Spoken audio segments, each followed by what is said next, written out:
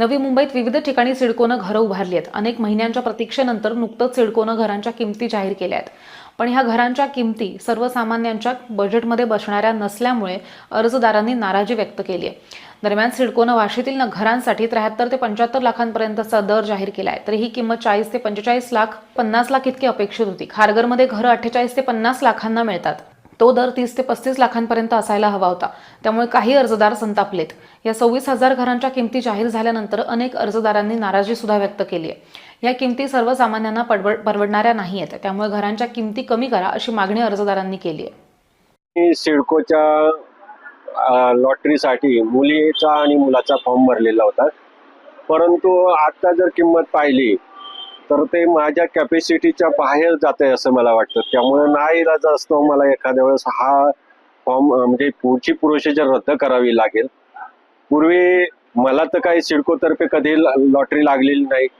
मुलांच्या आयुष्यामध्ये त्यांना लागेल अशी अपेक्षा होती, पण त्यांना पण नाही लागू शकत अशी किंमत असेल तर।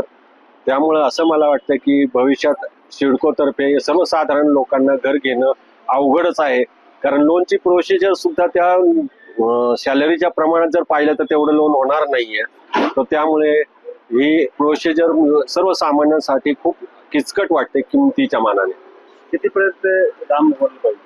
मला वाटतंय 1 BHK 30 लाखाच्या आसपास आणि 2 BHK 50 लाखाच्या आसपास असावी असं मला वाटतं, तर ते सर्वसामान्य लोकांना परवडू शकेल। आपलं नाव? मी शिवदास सोनवणे। मी 15 जातो, 2-2:30 वाजता उठतो, त्या मेहनत करतो, मेहनत करून ते एवढे सिडकोचा फॉर्म भरला। सिडको जे एवढं रेट ऐकून मी घाळ झाला, ते ऑफिसला आलतो, पण आता ते रिटर्न घ्यावं का काय करावं, काय करणार आहे गरीब माणूस, काय करणार आहे? 30 वर्षात काय करू नाही शकत, आता काय करणार आहे? आता असे रेट वाढल्यानंतर मग कसं घेणार आम्ही? आणि आमचं याच्यावरती हे सगळं, आणि गव्हर्नमेंटने सगळं रेट पहिले कमी सांगितले ना, आता वाढवले एकदम, तर कसं होणार आम्हाला? आम्ही कसे पैसे भरणार? कसं घर आपण हे करू शकतो? प्रशासनाला काय आव्हान आहे कमीत कमी 28 ते 30 लाखापर्यंत पाहिजे 1 BHK, आणि 40-45 वर 2 BHK पाहिजे, तर गरिबांना हे भेटत नाही। तर काय परत फॉर्म रिटर्न घेणार असता आलो होतो मी, मला रेट काढल्यानंतर। त्यासाठी विनंती करतो गव्हर्नमेंटला। सर, सिडकोने जे घरांचे रेट जाहीर केले ते खूप जास्त आहेत, लोकांना ते परवडणार का?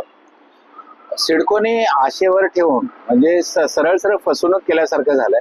गेल्या 1.5-2 वर्षापासून ह्या लॉटरीला साठी सर्व वाट पाहत होते, आणि सर्वसामान्यांचं जर निवारा म्हणजे एकदम गरिबांचं घर होईल अशा आशेने सगळी कागदपत्र तयार करण्यासाठी भरपूर खर्च किंवा काय लागेल ती सगळी व्यवस्था करत होते, आणि अचानकपणे सिडकोने जे दर सांगितले त्या दराने सर्वसामान्य 50,000 जो कमावणारा आहे त्याला जर 46 लाखामध्ये सिडको घर देत आहे, तर हे परवडणार नाहीये।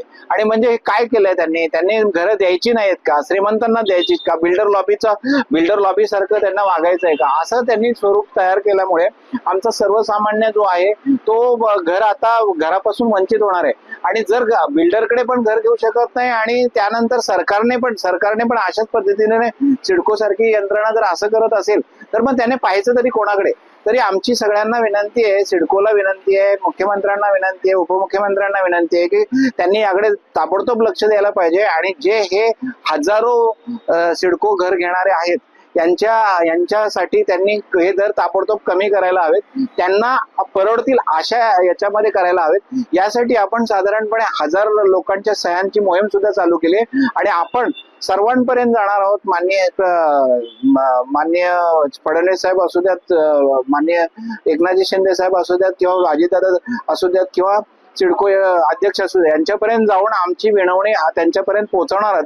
आणि हजारोंच्या सह्या ज्या मोहीम जी चालू केली ती पण चांगल्यापैकी त्याला प्रतिसाद भेटत आहे, आणि गोरगरीब आता सरकारकडे आशेने पाहत आहे, सिडकोकडे आशेने पाहत आहेत, तर त्यांनी त्याकडे लक्ष द्यावं ही विनंती आहे।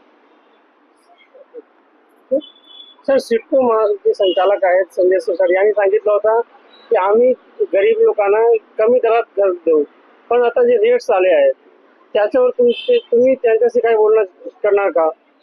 निश्चितच माननीय शिरसाट साहेबांनी आशेने जेव्हा लॉटरी डिक्लेअर करायची त्या डिक्लेअर करण्याच्या वेळेस 2-3 वेळा प्रेस कॉन्फरन्स घेतली आणि त्यांनी स्पष्ट सांगितले ईडब्ल्यूएस वाल्यासाठी 10 ते 20% आम्ही कमी करणार आहोत. आमच्या सर्वसामान्यांच्या आशा खूप हे झाल्या की खरोखर आम्हाला कोणीतरी वाली आहे आणि तो आता लक्ष देणार आहे. ते सिडकोचे जर 10-20% घर कमी दराने येणार म्हणजे आमच्या आवाक्यामध्ये येणार आणि आमचा सर्वसामान्य गोरगरीब घर घेऊ शकणार.